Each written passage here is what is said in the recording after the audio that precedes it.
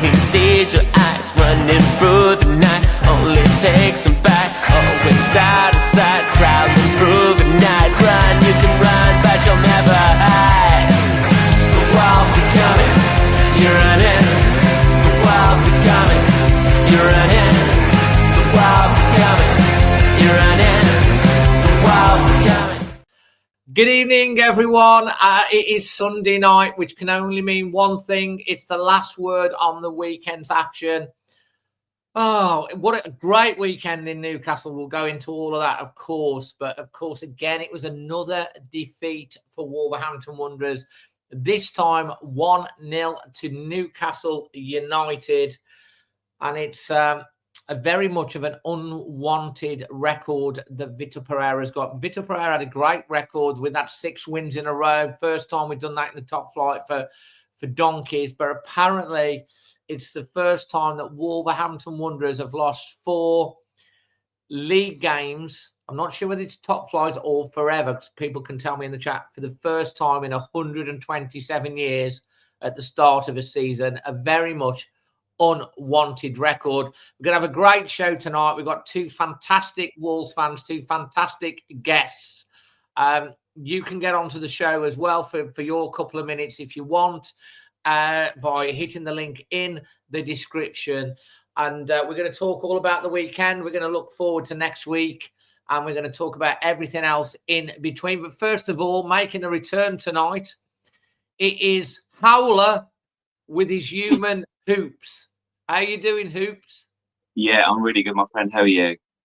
I'm not too bad, considering we haven't had a very great start. Howler in the background there, he looks in really good spirits. He looks, but I'm not sure who that shady first creature is next to him. It looks like something out of the Addams Family. Who's that? So this is Oh, that's fantastic. This was basically this is a present from my dad. He got this commissioned from somebody in the Potteries area, so it's sort of Lowry inspired figure. So yeah, he's a regular in Zoom meetings and so forth. So mate, he's absolutely brilliant. That is. Howard's obviously got a new friend, but he does look a little bit nonplussed like the rest of us, mate. The bloke. We've got he just everyone in the chat. We do need to give him. Does he have a name? Does he have a name? He doesn't know, so he's open for suggestions. I'm sure if the listeners and viewers want to come up with a name for him, then you ever see that? Was it Boys from the Black Stuff or what it was when they're on the building sites and stuff like that? They always look like, what's his name? The guy that was the singer that was on there, who was in Evita as well.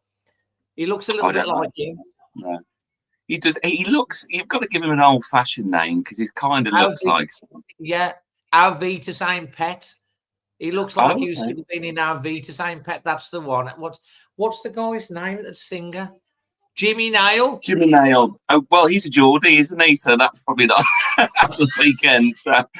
But we need a name. We can't call him Jimmy, so we do need a name. Howler's in a good mood. They do want to know. He never really changes, does he? Really, his expression. So he's doing good. No, well, Carl wants to know why Howler hasn't got his Wolves shirt on today. Has he given up on Wolves? I don't know.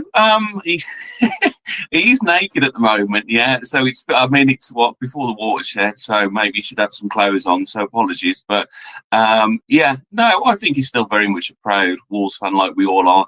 Well, I mean, since we last spoke, it's obviously been a tough start, so we're all feeling it. But yeah, anyway, we do need a name for Howler's friend who's got wearing a Wolves scarf, looking a bit nonplussed, but it's a fantastic piece of pottery, so it's fantastic. So if you ever think about that, give us. We'll come back to that later on in the show. I am delighted to bring on for a debut tonight, Alex. Welcome to the show, Alex. Hello, nice to be here. Thanks for having me. Absolutely. So great to have you join us for your full debut, Alex. First of all, obviously, what you didn't realise that Hoops has characters. Hoops, and we don't know what the other lad's name is.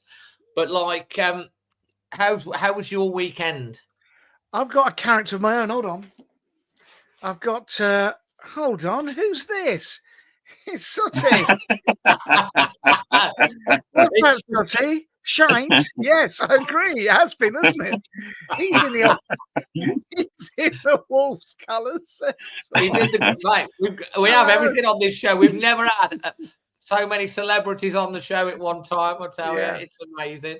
But how was your weekend? Were you what were you up to? Well, I do a lot of comedy. I had 2 gigs. I had one in Peterborough, and they put me up in a nice hotel. And I took my wife to the hotel, and I was on first. I quickly did my bit, legged it back to the hotel. I was there by 9 o'clock. Then I went home on the Saturday, watched Wolves online. Very disappointed in that, although, some plus points. And then I drove all the way back to Cambridgeshire to do another gig, which was just down the road from Peterborough, pretty much. So I've just been gigging the whole time. And and I watched the Manchester Derby today. So that's watched the very busy weekend. You managed to squeeze in a little bit of downtime, bit of depressing to go with the laughter. Wolves. We're going to get stuck into all of that tonight. Talk about the start of the season, the end of the transfer window. Look forward to Leeds, your man of the match performance ratings, and everything in between. But let's kick off with you, Hoops, in a second. First of all, before we get started, I do want to say, of course, a massive big thank you to the wonderful people, local company Creation Walk, for powering tonight's show, delivering the industry's latest and most advanced digital solutions, taking your brand, online presence, and digital capabilities to the next level. Their link is in the description below. You can find them on creationwolf.com. They are amazing. And we do already have some video callers, so we're going to play a couple of those to start off with. And I think here we go. Here's the first one, and then we'll get stuck in. From Eidsvoll in Norway. So I'm talking about our latest defeat, which was the game at Newcastle, speaking just a few minutes afterwards. After a little bit of reflection time, look, I think we all pretty much sensed and knew, we saw in pre-season, that this was not going to go well, and we hadn't got enough quality. We suspected that going in. But I don't know if any of us could have been prepared for how bad it has become. Although we started a lot of changes today, and I do think that maybe Vito's just trying to shake it up a bit because nothing has worked. And started fairly brightly, unusually for us, but after a very short period, we started okay. Yet again, we can see the first goal of the game, and yet again, it's Akbadu's fault again. What else can you say? He's cost us so many times this season. And it could have cost us more, actually, in this game had he not been really fortunate. So going into half-time, a game where we started okay, actually, we could have quite easily been 4-0 down at half-time, 3-0 down at half-time, game over. So what you're thinking is the same as we always do. Get to half-time, just 1-0, we're still in the game. Let's make a fight of it second half. Now, that first 30 minutes in the second half, I will say it was nothing short of surrender. It was awful. What the hell were we doing? Good players, we know we're good players and we're not performing. Andre, what on earth has happened? Joe Gomez, not anymore standard. Agbadu, we've all talked about it, it's fallen off a cliff. Totti was okay last season, just way off. Which also, we have to mention players that just really are really bad. And let's get it right. It's not personal. It's never personal for me. I'm a Wolves fan. The Wolves fan all my life. I just want the team to do well. It makes my life better. It makes everyone's life better. But Wang Hee-chan is an apology for a professional footballer. He's so bad. It's because of his first touch, he's so bad. Because his passing's so bad. because his general awareness is so bad and his football intelligence is non-existent. It's pretty much a player that benefits our opponents more than anything he does positive for us. I think genuinely as well, or you look across the team, and they lack totally footballing intelligence.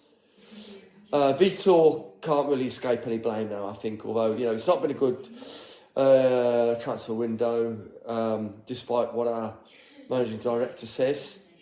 And at the same time, but look, we've got this inverted fullbacks on the wrong side. We had a central defender who started the game in centre midfield. Now, let me tell you this, from a lifetime in football, as a fan, a player, and a manager, referee, everything, I've seen a lot, let's just put it that way.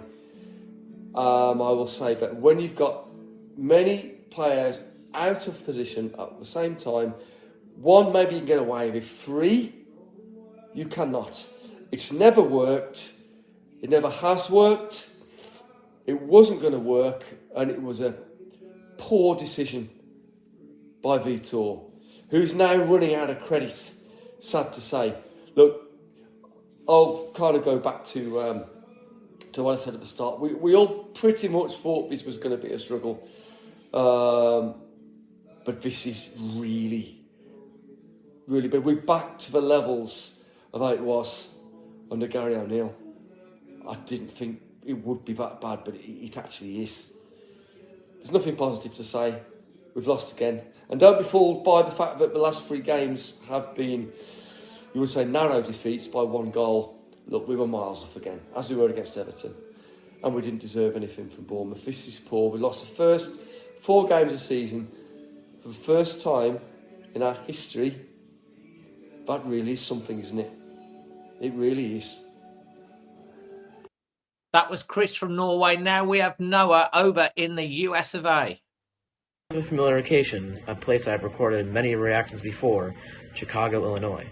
Currently out here for uni, and then I'm going to go back to Cali for the holidays in November, and then after the holidays are over, I'm going to come back out to Chicago in late December. But yeah, anyways, it ends Newcastle United 1, Wolves 0 at St. James's Park, and that is now our 4th successive defeat in 4 to begin our 2025-26 Premier League campaign. And it is also our worst start to league play in any division in 127 years. It's a stat that is really hard to fathom for me. Overall, I thought we started fairly well, pretty brightly in the first 60 seconds. We really should have had a goal. And then overall, the first 20 minutes as well, I thought, we gave Newcastle a game. It was a bit helter-skelter. Neither team really, took a stranglehold on things, and both sides had chances. But then Newcastle slowly started to grab hold of the game, and then we did concede to their new signing, Nick Voltemade. 2 things with that goal for me. We don't close down the person who put in the ball, Jacob Murphy, quick enough, if at all, if there was any effort. And then Agbadou, I don't think he had a horrible game by any means, but it was still bad. Especially when your best defender is letting a ball like that go over his head, misjudging it, and allowing it to be headed home. Overall, the back 3 is just so out of form at the moment, I think. And then just the second half was dull, drab. It was pretty grim. I've also thought, Sam Johnston came in, credit to him. It could have been a lot worse if it wasn't for him. The one stop he had on Jacob Murphy was really, really good. But I also do want to touch on something. At what point do us fans just say enough is enough when it comes to this ownership? There's no ambition, even though we sign players, but are they of the quality that we need to stay in the Premier League and then really kick on as well? And the unfortunate answer for me is no. Look, I don't think Vitor as well had a great day-to-day in terms of his substitutions. I don't get why Marshall Minetzi is coming on before Fer Lopez. But still, the one common denominator in everything, between players going out, managers coming in, is the ownership. Nothing is infinite. Again, players go out, coaches come in, and then ownerships come and go as well. But either way, we need to stay in the Premier League financially for the city and the club. And a big step forward in taking that action would be winning against Leeds United next Saturday, which already feels like a must-win. Anyways, try to enjoy the rest of your weekend, guys, even though the football isn't great right now. And always Wolves.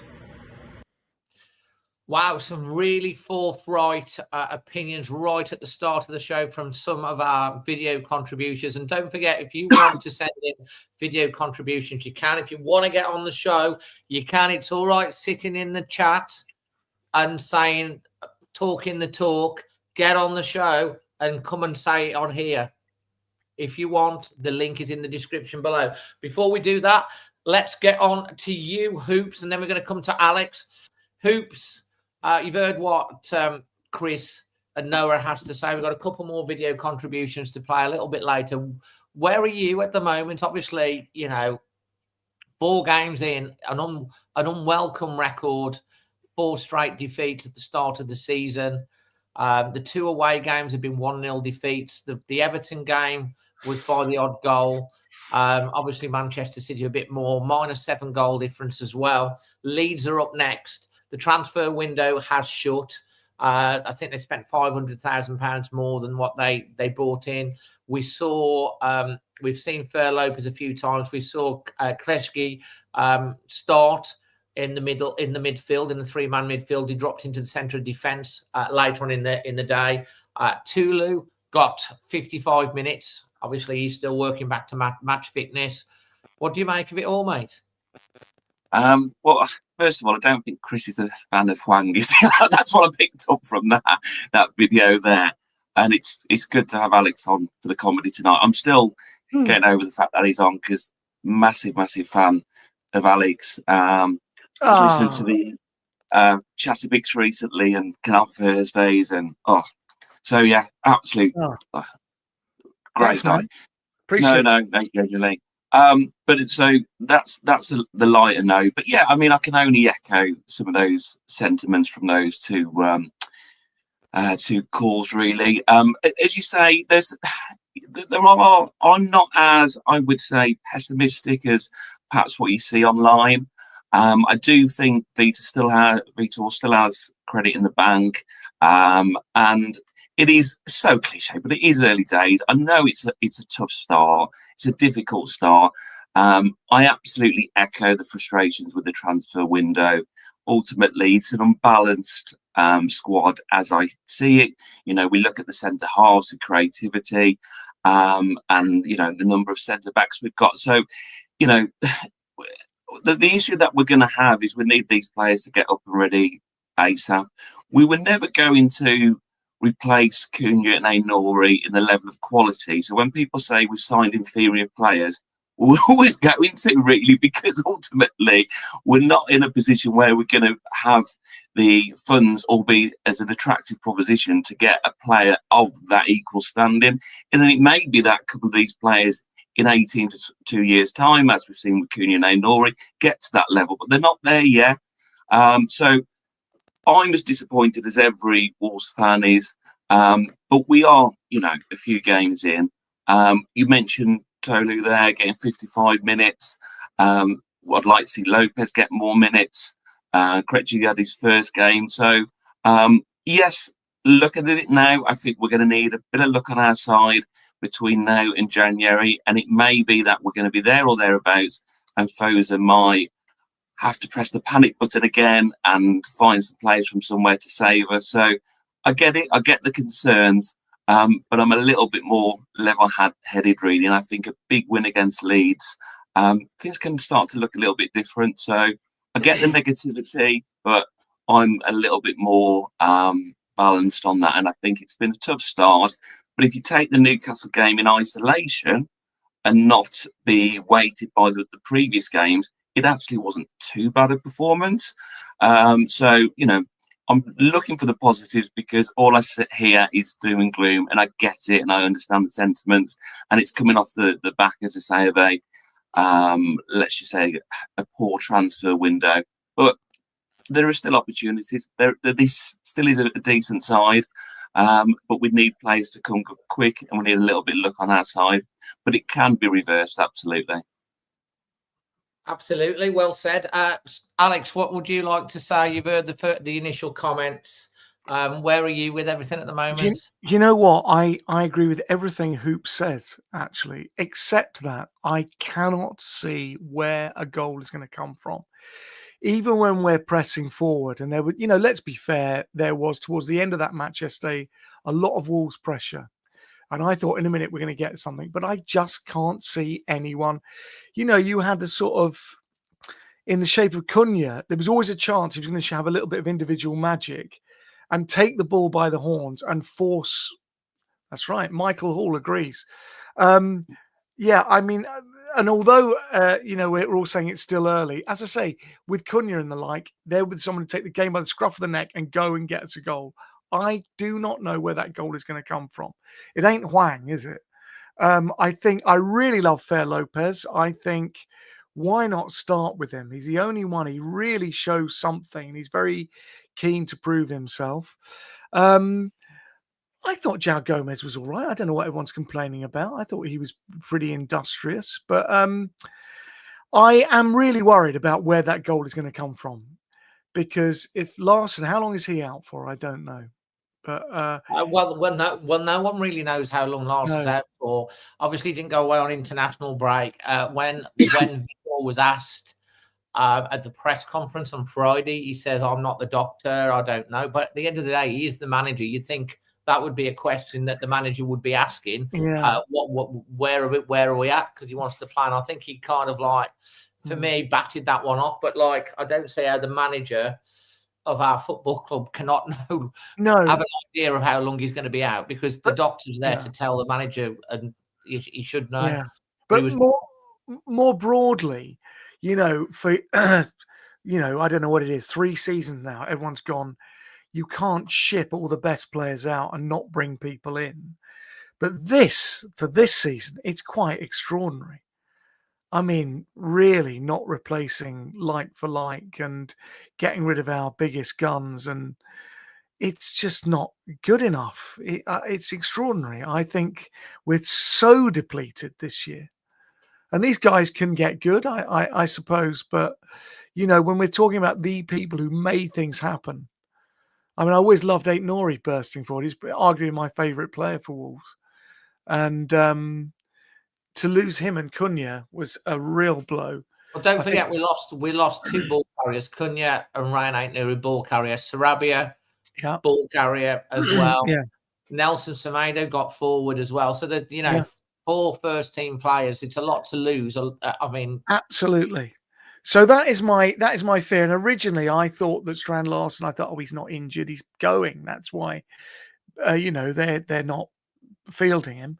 But clearly, he's injured, because the window's shut now. But it's just that question. I cannot see where that goal is going to come from, and I concur that Saturday against Leeds is a bloody cup final for us. The confidence will be on the floor if we can't win that. I think this is where it comes to it. It's almost like I feel a little bit deja vu from the Gary O'Neill days, the way we ended the season before, the way we started. It's like we've been here before. I remember me sitting there last year trying to put a positive spin on things as usual, making allowances. I think Vitor Pereira's got a lot more in the bank than Gary O'Neill, because he literally does give a damn, and he is working, whereas Gary was going, allegedly going home most of the day, well, from what we were told. And Vitor Pereira is in a situation where at his press conference on Friday, he reminded me a little bit of a Gary O'Neill press conference in the fact that he looked very defeatist. He was putting in the excuses before we even got started, and that isn't a Vitor Pereira press conference that we were seeing. Not long ago, he was very upbeat. He didn't seem very upbeat. He was basically saying, "Well, I've had one day, I've had one training session. They're tired. some of my players have come in late, which are all valid excuses and valid reasons. But it's the same for Newcastle. It's the same for every other team that's got international players. They had injuries. And for me, Newcastle, you know, it's a tough place to go. You know, they've got the most wealthiest owners of the whole Premier League put together. They've got a lot of quality players. They spent £69 million on one striker. They spent another 50 on another one, obviously, who wasn't fit. They've got a talented squad. They are at home at St James's Park, and like we've got no right just to say, oh yeah, we should beat them, because Newcastle are a massive club with a lot of talented players with a 52,000 fan base that would expect to beat Wolves. And you know what? For the first 25 minutes of that game, we were the better side. With 10 seconds in, it was Lopez, not Lopez, Tulu, the new striker, gets on the end, and he did really well for me when he looked good, some good touches. He's winning a lot in the air. Rodrigo Gomez hits a really great shot. It's a great save from the keeper. From the resulting corner, Wang hits one. I know people have a go at Wang. It was a good shot. It was going in. The keeper tips it round the post. And we really knocked them sideways. It was all Wolves for the first 20, 25 minutes. Yeah. It didn't go. There was another opportunity. I'm not sure who crossed the ball. It looked like Tulu was going to have a tap in. We're all just waiting for it to tap it in, and it's a great defensive interception. And then, of course, you give Kieran Trippier time to cross the ball, and to a 6'6" striker who's full of confidence. And Agbadou, again, should have done better, and it's 1-0. And to be fair, Newcastle hit the post after that, and we kind of fell away after that. And that's the bit that concerns me. Wolves have started very slow in a lot of games and been very critical about how slow we've started. No one can say that we didn't start on the front foot. Vitor Pereira also made a very, very good point in his press conference after. And I'm not trying to make excuses for him, but he was right what he was saying. And we were in the stands watching it, and we were so frustrated with the ref, because every time we went in for a tackle, we seemed to pick a yellow card up. And Newcastle players seemed to be getting away with it. So we were picking up yellow cards. He got agitated, picked up a yellow card, and we weren't able to press as effectively. Of course, when Tulu comes off, we've got no height up front, so there's no point playing the long ball. Jackson comes on, and for some reason, he was cutting back rather than going around the outside. And we needed a ball carrier, like what you said. And Fer Lopez can carry the ball, and I like what I've seen on TV. It was disappointing.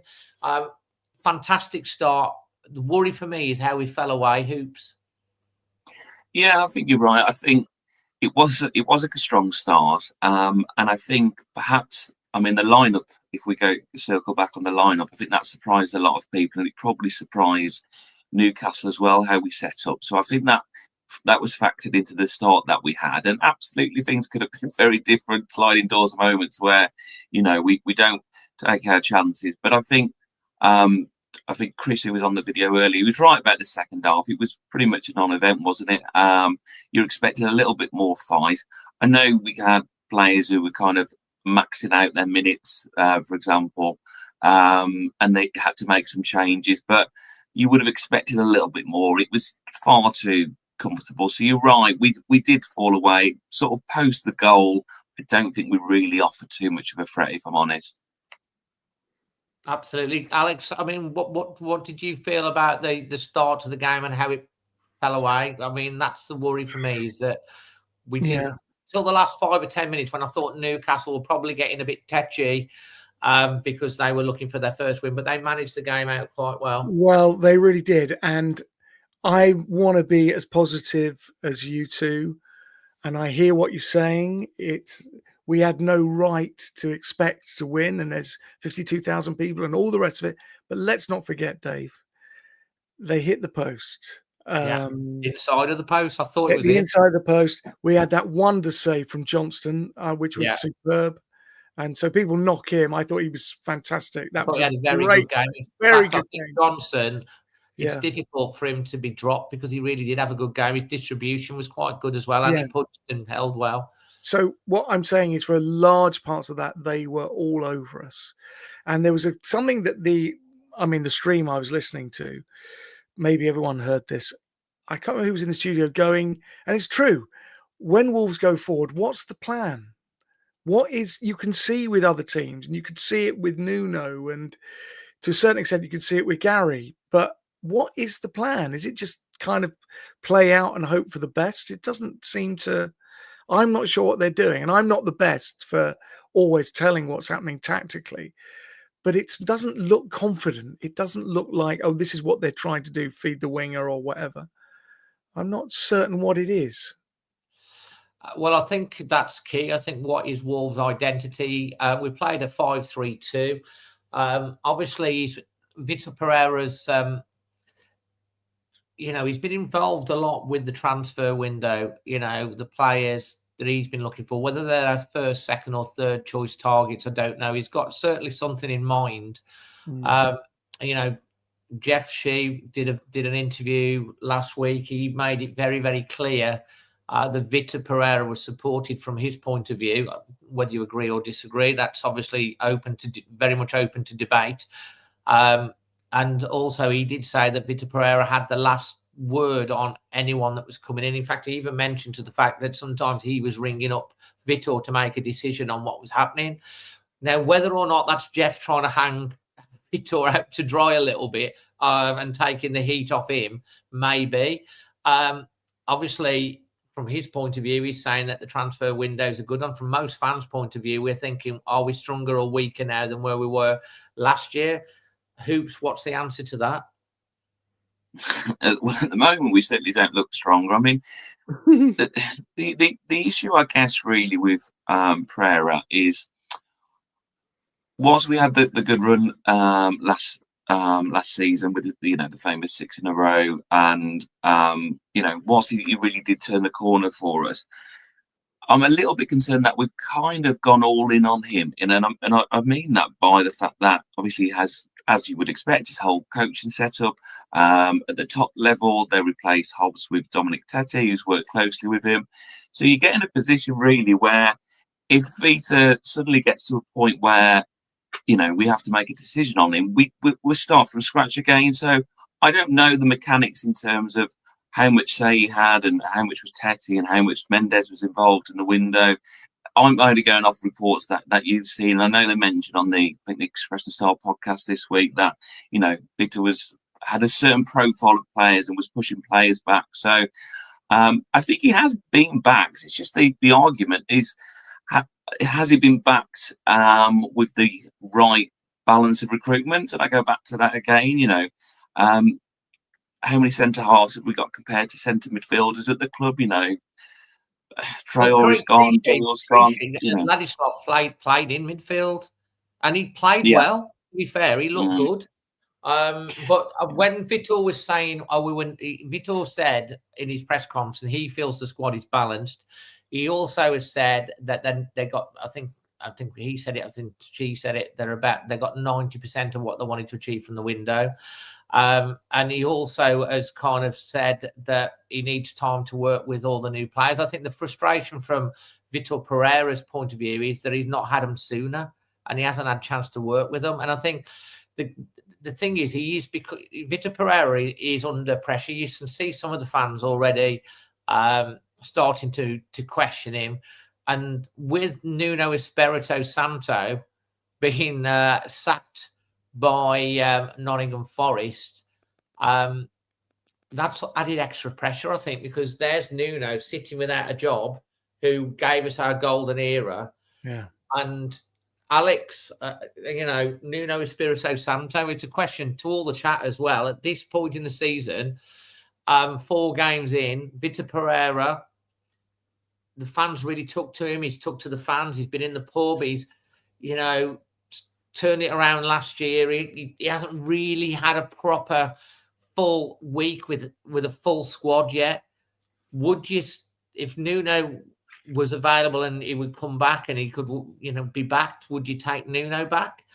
Or would you twist for Nuno, or would you stick I would stick. Question for everyone. It's still early days. It's still early days. Obviously, Nuno could be snapped up tomorrow, but in terms of just the Wolves philosophy, I would probably stick with Vitor Pereira for now. I don't know, 2 games. If we go 6 without a victory or 6 without a point, come back to me in 2 weeks' time. But I think then I might seriously consider it. I mean, there's a school of thought which might say that Vitor was only there for the bounce. He had the bounce. He got us to safety. There's not much more he could do, and he had good players with which to do it. This is a different thing entirely for him to have to deal with. Without 3 great mainstays of the team, I think give it 2 more weeks and then go for Nuno. Interesting. And just in the chat, when people are saying Nuno won't come back, that actually is incorrect. He was very, very close to coming back before we had Lopetegui. There were talks that happened. Bridges were built, but the problem then was he hadn't long gone to Saudi, and there was a very big multi-million-pound buyout to get him back, and eventually it didn't move forward. So to say that he wouldn't come back, I'm not sure that's right, because he even said when he left, this is farewell, not goodbye. Oh, great. Oops. Yeah. Your thoughts on that?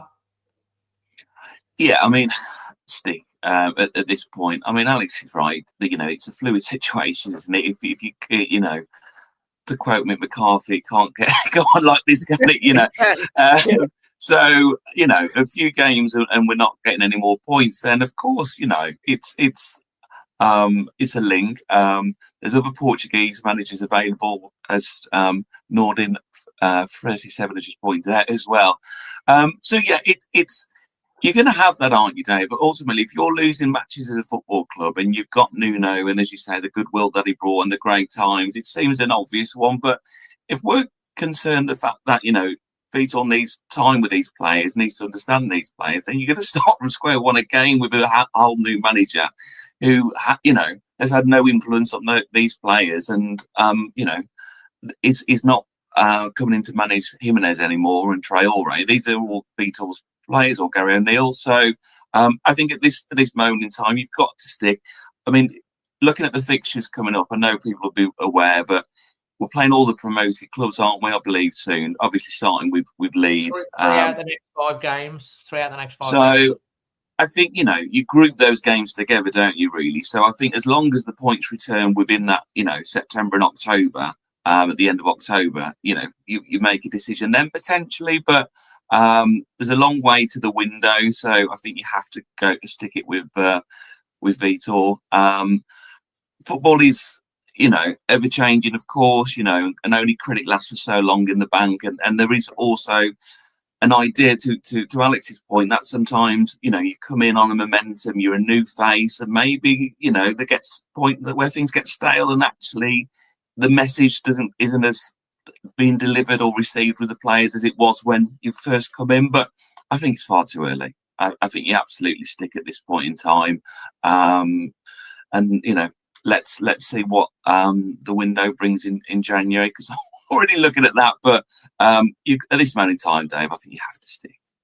Yeah, I'm with the same opinion, but I'm asking the question because there's been talk on social about it. We have to cover all the subjects. I think it would be very harsh on Vitor, but I think it's added extra pressure, because I think Nuno, I don't think he's going to rush into anything anyway after being stung again by falling out with the chairman again at another club. I think he'll go and have some time out. He doesn't need to rush in. He can sit and wait and pick his club. His stock's a lot higher for what he did with Forest. I think Vitor Pereira has to be given the opportunity to work with a full squad, over the next 5 games. Of course, if results don't turn, something has to change eventually. But I feel like Vitor Pereira, there's definitely been positives in every one of the performances that we've done. And he hasn't really had a chance to properly get the whole squad together to work with. Now he has. I thought Ladislav looks a really good buy. We paid a lot of money for him, probably more than we probably would have done, but he looked really good. playing in midfield and when he played in the centre of defence. I thought Yerson Mascara getting a start was positive because I like Yerson. I think he's very athletic. He's a ball player. Obviously, he's coming back from a long-term injury. He got another 55, 60 minutes in him. I thought the Hugo Bueno looked pretty good. He's a young lad that's going to grow into, and people have been crying out to give Rodrigo Gomez a start.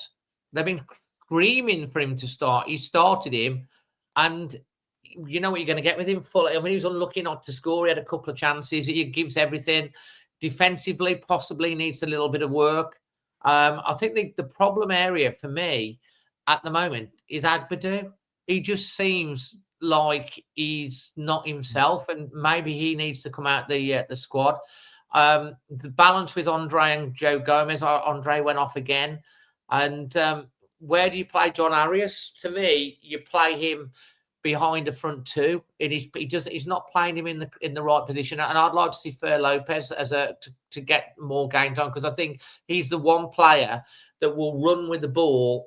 And he doesn't hardly give it away. He looks a real talent. Yeah. So I know people are saying, "Oh, look, it's been a crap transfer window." Well, Krajicek on first glimpse looks really good. Tulu looks really good. Fer Lopez looks really good. So, and I don't know, someone was saying in the chat, "Oh, tell me that John Arias is a world-class player." Well, not being funny, he was in team of the tournament for the Club World Cup, so he ain't a bad player. So we have got good players. It's all about Vitor Pereira managing to build this team. The problem that we haven't got is we haven't got time for them to adjust.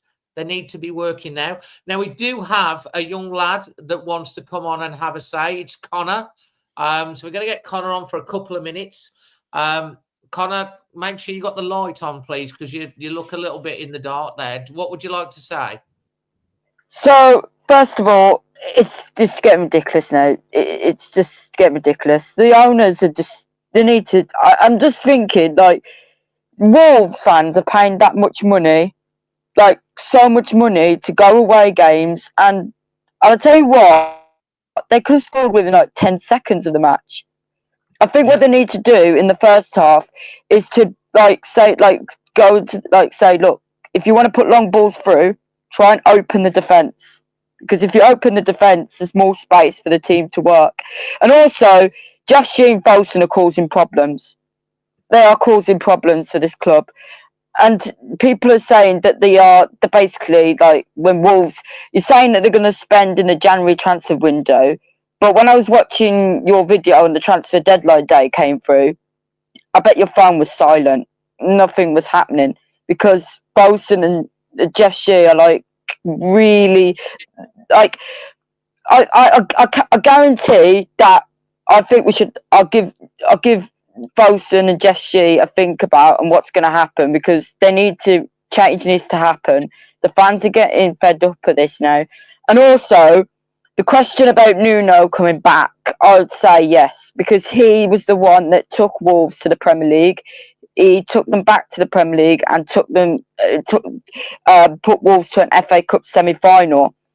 And with the defence as well. I think Wolves did really well in the first half, really got into Newcastle. I just think maybe they could up the ante a bit in the second half because they slowed down. The play was slowing down a little bit. But I think change needs to happen. And soon, if this doesn't happen, then I think the fans might turn against Jeff Shee soon.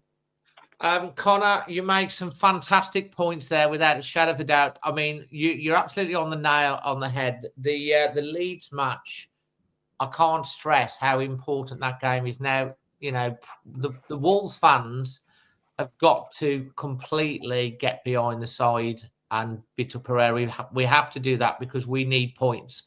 However, if that game goes poorly, it's already bubbling under. There's an undercurrent waiting to happen. There's a lot of frustration. There's a lot of anger. And if that game goes peach tongue, Connor, exactly what you say, I can see you getting very toxic inside Molineux. So there's a lot of pressure on Vitor Pereira right now. I think also, like, if I was Vital Pereira, I would have started John Ares first, because you've got young attackers. I know you've got John Ares, who's a class striker when he was in the Club World Cup. Why don't you just give him a go in the first half? Well, he has been started, hasn't he? He just didn't start him. He just didn't start him for this game. And to be fair, we started really, really strong. We started like within the first 60 seconds. We'd had 2 shots. We only had 3 shots on target the whole match. 2 of them came in the first 60 seconds. So we started really well. And when he brought him on later on in the day, I mean, John Harris, you can see that he's class because he's very, very good, low centre of gravity. He just needs to play him in the right place. But you can't lump the ball up to John Harris. You have to get the ball runners to bring the ball towards him, have the runners off the ball, and then have him in the pocket. And, I think maybe because when they was facing Newcastle, I think the runners were not getting in. Like, there was pressing, fair play, there was defending, but when Newcastle was attacking, I didn't think they shut down their attacks well enough, because the cross was really good. Connor, thank you ever so much for coming on the show. Much appreciated. Cheers, Connor. That's Connor. And now we have a couple more video commentaries from a couple more fans. One I think in the USA, and the other one in Ireland. Yeah, in case you're wondering, by the way, I don't always walk around with crowns around me, but it is my birthday, and I have a 60th birthday balloon here. My wife made me a bunch of stuff. I actually have happy 60th birthday toilet paper back at the hotel, which was a really nice, unexpected surprise. So, but anyway, true to form, we lost on the Kopi family birthdays. So apologies to all Wolves fans out there for all of our birthdays. We always lose, so no surprise that we lost today. But honestly, 1-0 away to Newcastle, and that's not horrible. I thought the performance was okay. You know, honestly, I was maybe expecting worse. Newcastle are a good team. Oh, by the way, the Spurs fan over here has finally noticed that Spurs have scored their 3rd goal. They ignored the first game, but that's plastics for you. You know, Newcastle are a good team. I thought, you know, they were the better team, let's be honest, they deserved to win. But I think we caused them some problems once in a while. We weren't shambolic defensively, a little weak on the first goal. There were a couple of other moments. I think Johnston did okay. He pulled up 1 or 2 pretty decent saves. So, you know, promising signs, I think. I think if once Arias and Lopez are fully up to speed with the Premier League and stick Larson in, I think there's something to build on there. Now, having said that, and excusing, you know, we have 4 games in, no points, we got to beat Leeds. Let's start with the basics. We need to beat Leeds next week. Get 3 points on the board, get our first win, get some confidence going, beat another relegation rival, because let's be honest, that's the position we're in, and build from there. So it's 1 game at a time.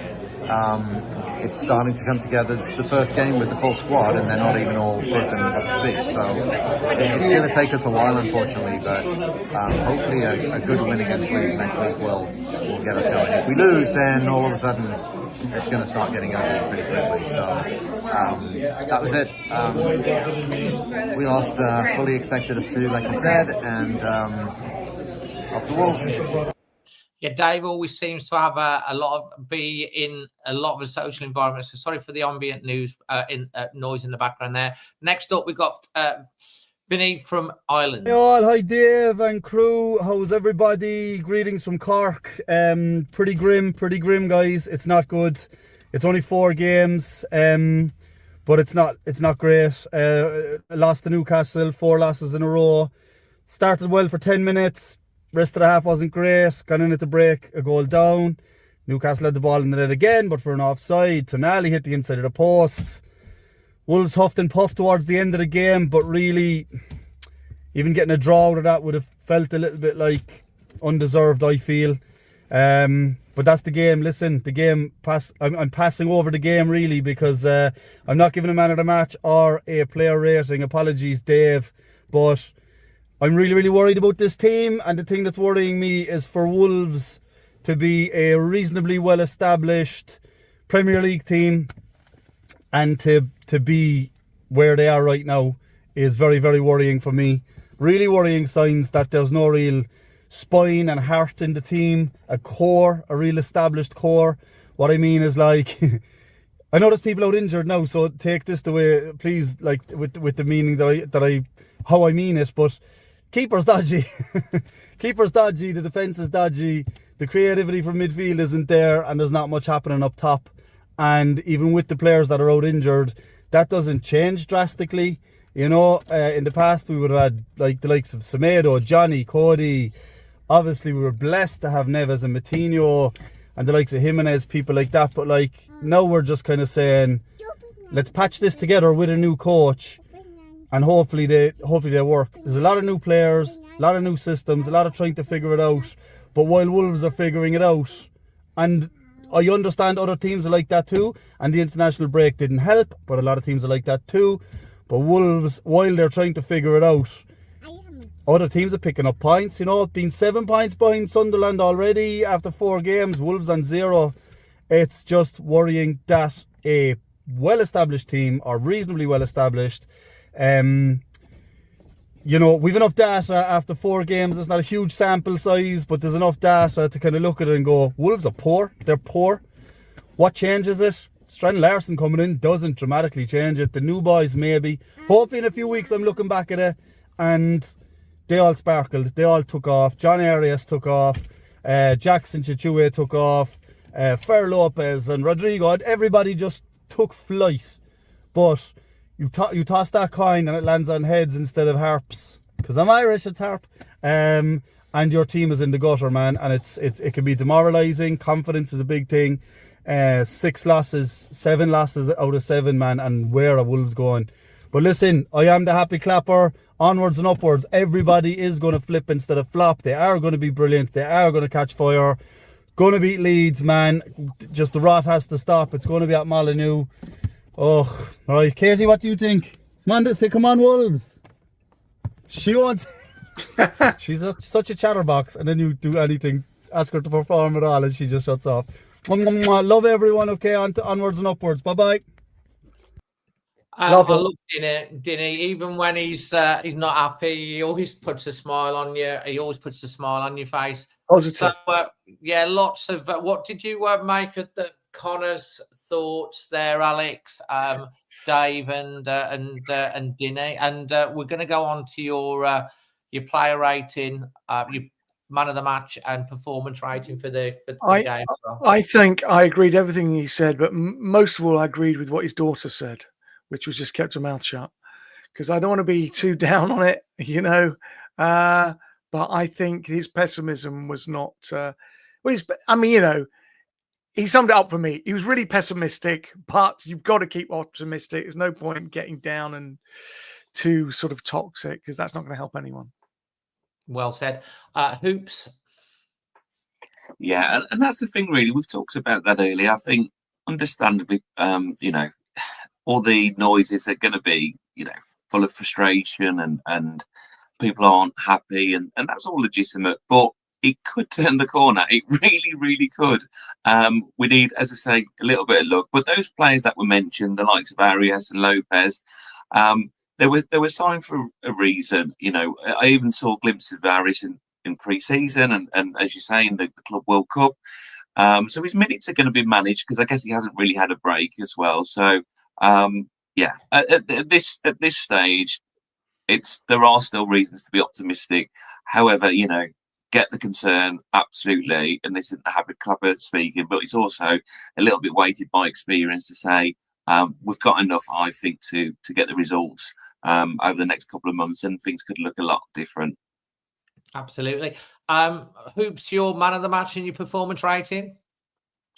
I think on the circumstances, I think you've got to give it Johnston, I guess, because, you know, I don't think anybody expected him to start. I don't think anybody expected him to still be at the club this summer.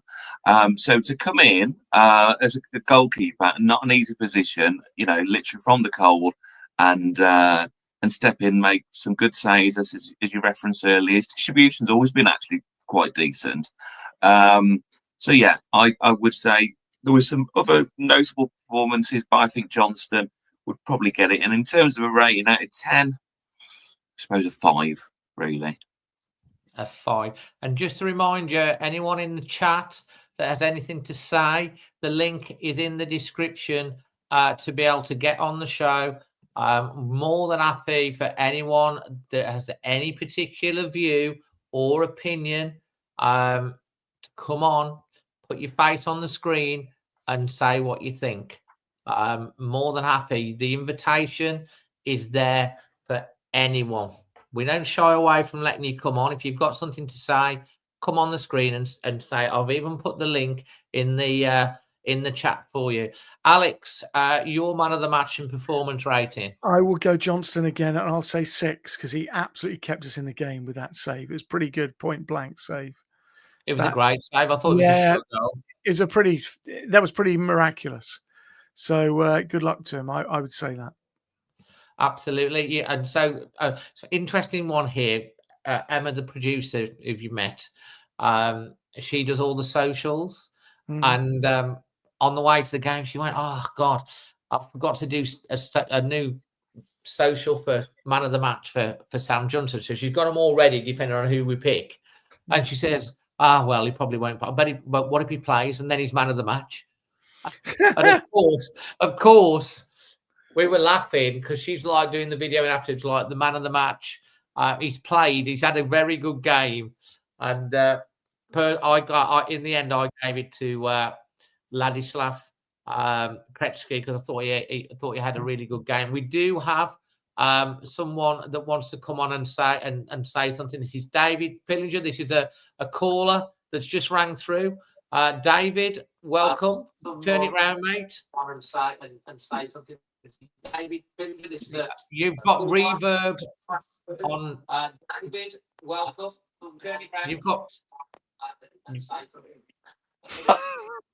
You've got reverb on there, mate.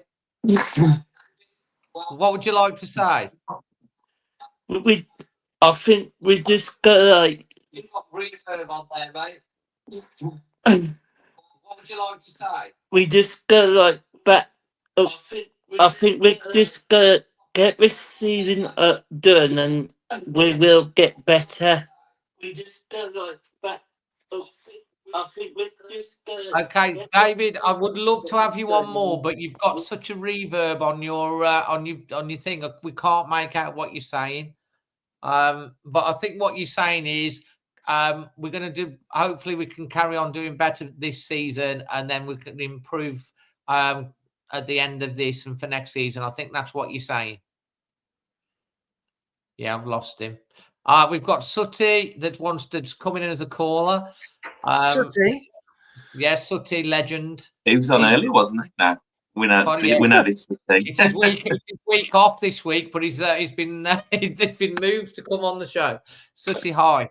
How are we? Evening, everybody. I'll be quick. I'm not going to take up anybody's glory mate, time. Mate, it's great to have you come on. It's like even on your week off, you're here.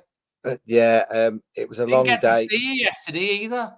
I didn't see you, mate. No, it was a long day. I left at just after 6 in the morning and got home at 11 on the night. What I wanted to say just quickly, Dave, is I thought first 25 minutes we looked pretty good. But the big worrying thing for me with this lot, there ain't much bottle in this team, Dave, to dig in and fight. Yeah. And we show a very soft underbelly with this side. As soon as we concede, you can literally see the life just drain out of them because we don't have these maverick players anymore that can dig us out of a hole with moments of glory, unfortunately. They've all gone.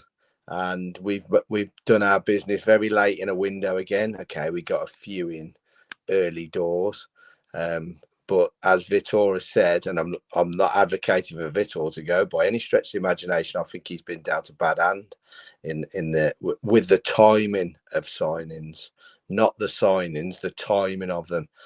Yet again, we've dragged our feet, and there lies your issues because.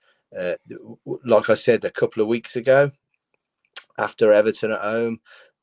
We might as well start playing first week in October, the way we do business, because as you well know, we've won one game out of 22 since 2018 in the top flight, something like that, in August. Well, come on.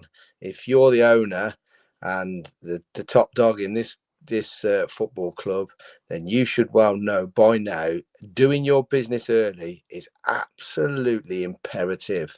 If you don't give him that 8-week window to train and gel this squad together, you are not going to start playing until October.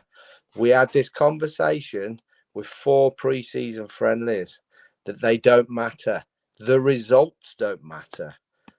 But what you do in those games fundamentally do matter. So I can see us panic buying in January again, because I'm struggling to see where points are coming from in the next 2 or 3 games. If Leeds go 1 up at Molineux next week, it's going to be horrible. And Mate, question for you. Because I agree with you in respect to the preseason. You can see that Vitor Pereira was saying that in his press conference. He looked a bit fed up because he'd had half a training session. Next week's the first week that he's really had chance to train with the whole squad. I was asking the question earlier because Nuno's been sacked. A lot of people saying about Nuno, would you stick or twist? If it was guaranteed Nuno would come back. Right now, where we are with Vitor Pereira and the situation that he's been in, would you stick and give him more time, or would you make that change? Just an honest opinion from you. Me personally, I love Nuno. As you well know, I've met Nuno, I've chatted to Nuno. He's an absolute wonderful man and human being. Would I have him back now? No, I wouldn't, because I don't think you should ever go back. And it's a different set of circumstances now. The whole blueprint of this club is completely different to the day that Nuno walked in and was backed quite heavily for 2 or 3 years. I'm not so sure Nuno can work under these restrictions. We've got to, sooner or later, we've got to stick with somebody and make sure that they're backed properly. I don't mean just by money, and I mean by the timing of signings. If you give anybody the right amount of time to start a project or to progress with a project, it'll get better. But if you don't give them time, it won't. It's not rocket science. Can I ask you a question? And you've heard this, we've heard the video from Jeff, and I know you've heard it from someone else who spoke to Jeff recently. Not me, but you know what I mean. And Vitor Pereira was the one that had the final decision and apparently has been chased to make decisions on signing. So, like, I know what you're saying. They need to bring him in, but sometimes Vitor Pereira has been the one going no, or holding off on the decision. From what's been said, so like there's an argument. I'm playing devil's advocate that Vitor Pereira has created this problem himself. Well, I'm not so sure I believe that, Dave, to be honest. I'm a little bit skeptical about that. Just throw this in that, and it may be he wouldn't want to jeopardize his compensation payments, but Vitor Pereira does have a reputation of being a serial club manager. You don't think he's going to get the ump and disappear and want to go? You know what I mean? He's not renowned for hanging around for too long, is he? I don't think so. I think by Vitor Pereira's own, when he's done the interviews, he's not one that's ever wanted to be out of work. He hasn't necessarily jumped from club to club. I think he did it once in Brazil and got a bit of stick from the Brazil fans. But other than that, it's just he's took short-term jobs and stuff like that. He's worked his entire life to get to the Premier League, which is why I'm quite confident with Vitor, because I think he really wants to be here. He wants to be a success. He wants to achieve something. I love Nuno. if there's one person that I would want back at this club is Nuno, because he's the person that gets the club straight away. But you have to work with, like what Sutty says, the ownership. He did work with them for 3-4, however many years it was, and then it went sour because he wasn't back. There was a fallout. He got sacked. Kind of repeated itself a little bit at Nottingham Forest. There's a clash with the owner, and then he's out the door. But I just don't think the time's right now. I think Vitor Pereira has got to be given the time to work with the squad that he's now got and built. And he has been back. People can say he hasn't been back. He has been backed. He's got all of his backroom staff. He has brought in Domenico Tetti, which he's worked with in Saudi Arabia, the technical director. That's his call. He's had much more of a say in transfers than any previous manager since Nuno. And they brought in pretty much all the targets that he wants. And the midfielder we didn't get because they didn't get the right type of midfielder. They couldn't get it. But that's where it went wrong, because we know we're a midfielder light. We need an attacking midfielder, a ball carrier. We can all see that. So, like, he has been back, but I think he needs the time. He's got to be given the time. The fans, I think, will give him the time. I think the fans are probably, like you say, Sutton, and think if it goes Pete Tongue at Leeds, I don't think it's Vitor that's going to get the crap. I think it's going to be aimed a lot higher up. And I think that's probably why Jeff did the interviews. I think so. I think that Jeff interview was sort of preparing us just in case we're in a similar situation this season as what we were last season. Look, I've no doubt if we're in the bottom three, come January, there's no doubt at all that they'll spend again. We know for a fact that they've already said they want to buy 2 homegrown players in January. That's fact. That was said. So I'm pretty sure they'll do that and something else as well. But we've got to start getting rid of some. I don't get why we're still persisting with Wang. I don't get it. He offers nothing for me. I don't like to call individual players out, but Wang's got to go at some point. I get the commercial. I think he might go in January. I think Wang might go in January. I think what they're looking to do is get this Tula up to speed with Larson. I think then Wang is going to be kind of an off the bench type of player. I think he started because literally he's the only fully fit striker, number 9, that we actually have. And he did well in the first sort of 10 minutes or so. He was up for it, but then he goes AWOL. And you need players that are up for the fight, Dave. Now, it's about having players with, excuse the language, bollocks bigger than watermelons that are going to absolutely dig in. And if you go one down, you ain't getting no more past us, and we're going to come at you like a steam train. That's how we need to play. If we play too conservative and sit back and then think, oh, well, we're 2-0 down, 1-0 down with 10 minutes to go, we'll have a go now. Well, that's no good. Go at them. The club and the fans will get behind you. If you show that you've got the balls to have a go at it, that stadium will be rocking and they'll get behind you. Look at West Ham, 15,000 people there. We've gone 2-1 down, and all of a sudden we change. And we start going at them. And it's the noisiest it's been all season. It was only half full.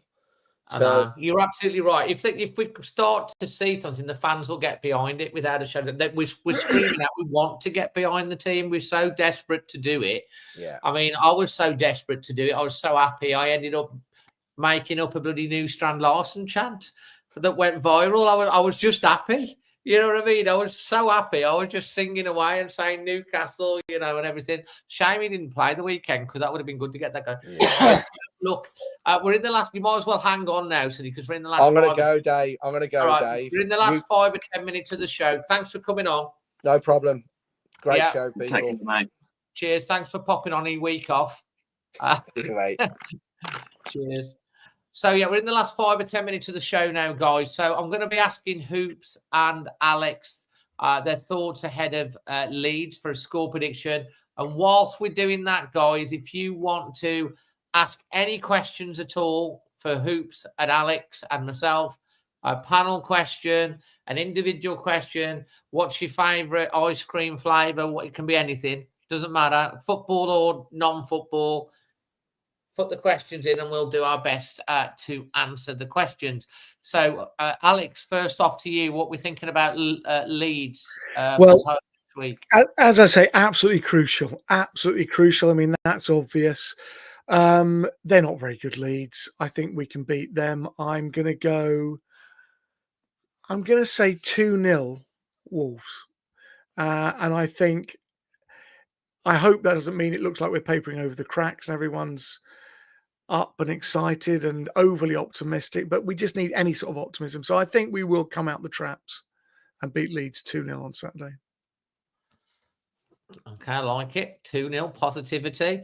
Hoops. Yeah, I've got to stay in for a win. I think probably 2-1. I think we'll still concede. But yeah, 3-1 would be lovely as well. But just a bloody win would be absolutely lovely. It will be a big game. It always is against Leeds, isn't it? You know, with their support, there's always an edge, isn't there, when you play Leeds? So, and certainly at the moment. So yeah, I'm gonna go 2-1, and that will be enough to kickstart our season. Fantastic. Right then, let's say if you've got any questions, now's the time to put them. We do have one question. First of all, I think it's aimed at you, Alex. What would Clinton do if he was Wolves manager with the team? Clinton what would he do? Clinton, he'd summon up some kind of curse. It's some kind of ancient curse. He'd draw on some ghost, some spirit to put a curse on the next team, is what I think he'd do. He'd exercise the dressing room and, he'd maybe purify the place of the negativity. That's what I think that's a good idea. I think that could work. That could. Yeah. Question in. I like that. Alex, for both of you, what's your favourite cult hero? Hoops first. Other than Bully, because that's too bloody obvious, isn't it? And cult hero is probably a bit different to like football hero. Cult hero. It could be anything. Or outside of football, or cult hero. Any cult. I mean, it doesn't say football, so go for it. I don't know. I'm going to stick to football, and I'll go Neil Emblem. Neil Emblem. Why Neil Emblem? Just one of my favourite players. Utility player. I remember being absolutely gutted when we sold him, and then when he came back. So, from a football reference, then, I'd go Neil Emblem. In terms of kind of another cult hero, or it's a difficult label, isn't it? If I think of someone from kind of like the world of kind of TV, I'm a big Larry David fan, so he's a bit of a hero for me. So I would go Larry David as a cult hero. For those who don't know who Larry David is, can you explain a bit more? He's an American comedian, producer, and his kind of show, Curb Your Enthusiasm, is a bit of a spin-off of him, and it kind of he plays what you would call a social assassin, in his words, where he's got no filter, and he's a little bit of an extension of his true self, and he says things which probably you shouldn't really say and kind of get away with, and I love that sort of honesty. So he's a bit of a hero for me. I love it. Alex, have you got any cult heroes? Yes, I'd say Kevin Doyle, just because he was my lad Aidan's favourite when we first started going to Wolves, when Aidan was about 6 or 7. He was back in my day. When I was a younger lad, it would have been Stan Bowles or someone like that. And Kevin Doyle had the same kind of slightly maverick thing about him. And in terms of comedy, I would say it's Ronnie Barker as Fletcher in Porridge. Classic. Who, to this day, I can't believe, I know this sounds pretentious, that is a character part of me can't believe that bloke never existed in real life, Fletcher. You can't believe it's the Did you same ever get bloke. a chance to meet him? Yeah, I used to know his family. They grew up near me, so I knew his family. I never met him. I met his kids. Fantastic, absolutely fantastic. Before we get on to the next question, I just do want to share a screen. As you know, we were running the Content Creators Cup with all the content creators last weekend at Compton. We have currently got up to £6,702 raised towards the Wolverhampton Wanderers Foundation, which all goes to help those in need in our community, whether it's disabled, mental health, young people, the elderly, Molyneux Memories. And, you know, we really want to hit that £8,000 target. That's the target that I set to raise. We're 83% of the way there. So, guys, if any of you are watching, and there are currently live watching 844 of you watching live, and there'll be a few thousand watch more back, and then a couple more on the podcast. If you can just try and help us get to that target, because it all goes to make a difference to those in need in the community in and around Wolverhampton. The foundation do such a great job. We'd really, really appreciate it. The link's in the description below. Just chip in. We're so close. If everyone chips in a couple of quid, who's watching, we'll hit that target. So I just wanted to say that, and thanks to all of the people that came to watch. I bought tickets to come and watch the tournament, and for all my fellow creators that came and took part in it as well. Much appreciated. It was a great day. But we've still got nearly £1,300 to go to hit the target. So help us get there. Right, next question. Is for Hoops, and it's Steve Bowman on Facebook. Hoops, he wants to know where that you got the wolf teddy, i.e. the legend that is Howler. Where did you get him from?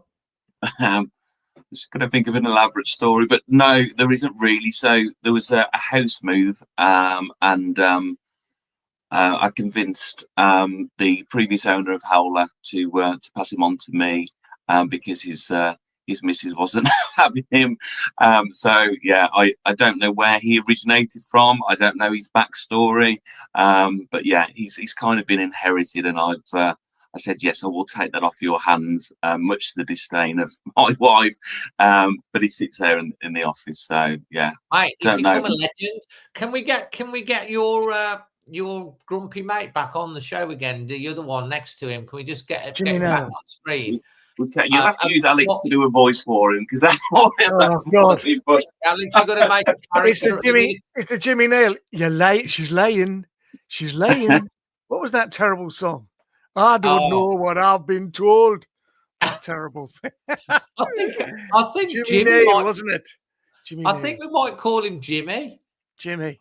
He looks like Jimmy Nail, doesn't he? He does look like Jimmy Nail. It's the ears, maybe. Yeah. He does look like Jimmy Nail. I think Jimmy Nail's a Wolves fan. Absolutely brilliant. And the answer to Paul Harris's question, who won the tournament, I should say, it was a great final. It was 1-1 in the final, 7-6 on penalties, and Ryan's Wolves report came out victorious in the end.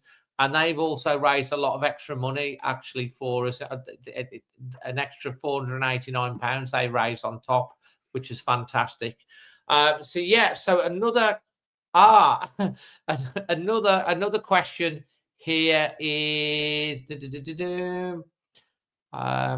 what was your both yours, Ryan and Alex? What's your first match? Well, you're going to think I'm a real cheat, because it wasn't that long ago. It was when my lad was very young, and we went to Craven Cottage, and it was the one where Carl Henry broke Bobby Zamora's leg, and Fulham nicked it 2-1 at the end. So that was 2010, I believe. So only about 15 years ago. Fantastic. We do have a question for my colleague in content creation, Dave. He wants to know from Talking Wolves, Alex, what are the spirits suggesting regarding the future of Wolves? The spirits are saying very, very good. But only if you come and see my new show, Spectral Intercourse. So come and see that, and it'll be it'll be excellent. Fantastic. Alex, if you drop me a WhatsApp, I'll put the link to the show on the. This is the most extraordinary thing, right? I've had all these printed off. Okay, thousands of these leaflets, flyers for my new show, and I noticed the other day. If you look on the back there, right, I don't know if you can see it. There's a pirate's penny on my fly there, where I haven't dabbed it properly, and there's that's what happens to old men like me. And at first I saw that, I thought, God, what is that on there? I now realise there's about 10,000 of these things with a bit of piss on my fly. It's so annoying. Fantastic. Don't know that toilet. Please come and see it. Can you WhatsApp me the link? Yes. I can just put that up for everyone. Okay. At the same. Oh, that is so funny. I'm just I've got some. I've got another question here. This is coming from Tik Tok, actually. Do you think we're getting relegated? Whilst you send me that link, Alex. You have a think about it. I'm not sure. I think no. No. If you're gonna have to push me on it, I will say no. But oh God, it's I know if you look at it at the start of the context, and people will say, look, we've been circling the drain for a number of years. We got away with it last year because the other teams were so poor. So I get it. It could well be our time, but I'm going to say no. And this will be clipped, obviously, at the end of the season by Leeds fans or whatever clips us do it. But yeah. What does Jimmy say? He doesn't look happy, does he, really? He would say, yes, we are not going to get relegated, Dave. So he's keeping things very close to his chest. Hold on, I can now show you a very important thing because I've found it. Here you go. There's your show. Where is it? Ah, yes, very good. Please, anyone, come and see the show. It's going to be very good. Absolutely. It's a Civic. You're playing the Civic, aren't you, Alex? You were saying earlier. Wolverhampton, please. Yeah, please come to that. And I think I'll come along. Yeah, there it is. Which day is that? Which day is that? Wolverhampton is May the 17th. To be on the 17th of May, 2026. Nice. Oh, the season will be over by then. But you'll cheer us all up. Yeah. Please come and see it. Fantastic. Crikey, that's a great show. So there you go. And you can get that off the Hall's website as well. But I will put it in. Thank you. I'll put it in the chat now for everyone. Paste it up. And I'll put that in the chat for everyone as well there. So if you go on to, I need to stop sharing one screen. And I need to share another screen so people can see. I think I've stuck it.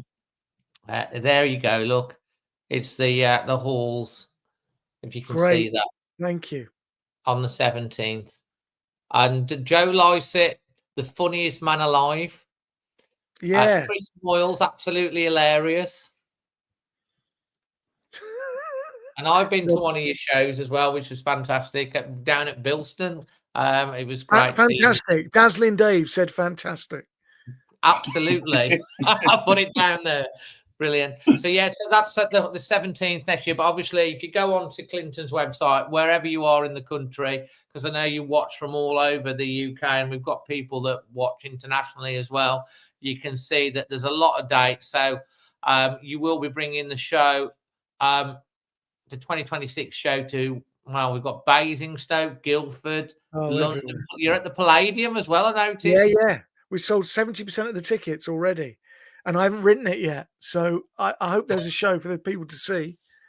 You're at the Liverpool Philharmonic as well. Sheffield, Brighton, Hull, Newcastle. We've just come from Newcastle. Yeah. Crikey, you're everywhere. Yes. Wrexham. Yes. Bridlington, Middlesbrough, Stockport. Do you sleep? Well, after the show, I get a bit, I'm a bit kind of full of adrenaline and all that. So I don't sleep straight away. But like everything in this country, you go to some hotel, everything's shut. Everything shuts down. You kind of think, oh, I'll get a drink. And then all the sort of crappy hotels I stay at all over the country, everyone's shut anyway. If I spent more money, maybe I could stay in a nice hotel and the bar stays open. But a variety of Premier Inns do shut their bars quite early. Fantastic. Well, we're open, Alex. This is your debut. Have you enjoyed it? Very much so. Thank you for bearing with me, everyone. I'm sure I know a lot less than most people. I'm one of these people who I've been to football for about 50 years, and I still sit there and just watch the ball and watch the crowd and watch the goals. There is a special story about how you became a Wolves fan, isn't there? Which is quite interesting, which you might want to share with everyone. I stuck a picture of QPR. QPR was my team. I grew up in northwest London. I stuck a picture of Sylvan Ebanks Blake taking on Kasper's Gorks. Thank you, Carl. That's nice. Taking on Kasper's Gorks, who was our defender. He had got a bloodied headband here, and it was this kind of tussle on the day Wolves went up. And I stuck it on the fridge, and my lad, being, contentious, deliberately, just because QPR was my team, went for the other team. And so I said, he said, what are they called? I said, Wolves. He went, the Wolves. And, for a kid of 6, that badge with a wolf on it, he really went for it. And, he's completely, anyone who knows him, they would have seen him at Wolves and seen him on various podcasts. He's so obsessed with Wolves. I mean, he absolutely dominates his life. So, before I knew it, I was a season ticket holder at Molineux. Been there, been a season ticket holder for, what is it now, 10 years or something. And, I love it. I love it. And I really want a great season. Yeah. It's funny how like one little picture stuck on a fridge can bring you a whole lifetime of suffering. It is, but what's really lovely? I've made friends with you lot, and there's a couple of big characters that everyone knows around Molineux. I'm mates with people I know in Wolverhampton. It really is, it's fantastic. And honestly, I can honestly say this: the people of the West Midlands are so kind and lovely and friendly and welcoming. Honestly, I go all over the country. Doing gigs and what have you. And I think the West Midlands, very, very lovely people. So it's a great place to come. And, lots of people I know now due to this picture on the fridge. Fantastic, mate. Well, listen, you've made a fantastic debut. Thank you. I much appreciated. And, Hoops, you were very complimentary as well earlier on about. I said to Alex, just amazing. I've listened to some of his podcasts that he's done, his shows, his live stuff. So have you got one going out with Barry from Watford, a podcast? Yes, I do a podcast as Barry with the minty biscuits and the carpet, right? No, I do a podcast with Dan Skinner, who does Angelos Epithemiou, called the all-new Angelos and Barry show, which is on Patreon, which we've done for about 12 years. And it's a bit like Derek and Clive, except we're older than Derek and Clive, so we're a bit too old for the filthy language and all that, but it's very funny. That's patreon.com, Angelos and Barry show. So we do that. I'm touring with Barry soon. How long do their podcasts last, and when do they come out? How often? They come out every week on Patreon, and it's about 35 minutes of filth. Fantastic. Sounds right down your street as well, Hoops, that. Well, a bit of filth for half an hour. Yeah. Yeah, it really is. No, absolutely. No, it's it's great to be on with Alex, and I'm probably going to try and pop down to the Civic and watch the show. I tried. I don't know if you were playing the council building in Birmingham. I don't know if I missed that one. Did you play? The town hall. Town hall, that's it. Yeah, Victoria Square. Yeah, so I'll have to try and put that in the calendar. So great. Hopefully, see you there. Yeah, appreciate it. We all need a bit of comedy in our life, don't we? Oh yeah, Wolves fans. Now, guys, it's been a great show. Thank you ever so much for joining me. Coming up to literally 90 minutes. If you've enjoyed this, you want to get Alex on back again, hit the like button on there. Hope you've enjoyed. Subscribe, obviously, to the show. If you listen to it back on the podcast, the link. But I was just to remind you that Alex's Wolverhampton show, Clinton Baptiste Spectral Intercourse, is in Wolverhampton at the Halls. It is next year, Sunday the 17th of May. You can get that on the Halls website. But if you're anywhere else in the country, if you just go on to clintonbaptiste.com, Baptiste spelt BAPTISTE.com. It'll be coming around where you are as well. So there's loads of shows that you can go into wherever you're in the country. And we're having a little chat off there about a little special one-off special later on in the year. So hopefully if we can pull that off, you won't want to miss it. So, but I'm not going to say, we're not going to say anything more about that, because hopefully we can do that for something special, but not going to say anything more about that. If we can pull it off, it'd be amazing. Alex, thank you ever so much for coming on tonight. And hope you guys have all enjoyed it. We've got well over 800 watching live. And if you're watching it back up on catch up, leave your thoughts and comments in the comment section. Until the next one, from myself, Alex, Hoops, and everyone in the chat, always Wolves. Cheers.